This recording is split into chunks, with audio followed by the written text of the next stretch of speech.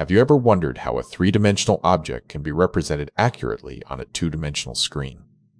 Today, we dive into the fascinating world of 3D projection techniques used in everything from architecture to video games. To begin with, let's understand what a 3D projection is. It involves mapping points in 3 dimensions onto a two-dimensional plane, which can be visualized using different methods such as first-angle and third-angle projections.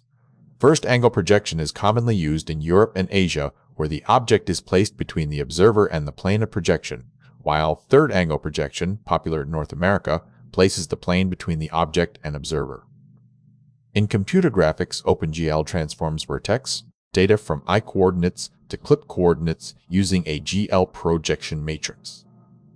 This transformation ensures that complex scenes are accurately represented on our monitors.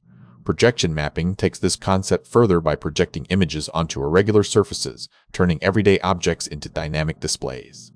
This technique is widely used in live events and interactive installations.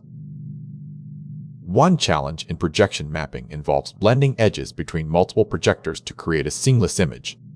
Controllers adjust these projections to eliminate visible seams, ensuring the final result appears as one cohesive display. In summary, whether it's for architectural blueprints or immersive visual experiences, 3D projections are crucial in bridging the gap between the real and digital worlds. This technology continues to evolve, offering endless possibilities. So there you have it, the basics of how we translate three-dimensional information into 2 dimensions. What aspect of this process fascinates you most? Share your thoughts in the comments.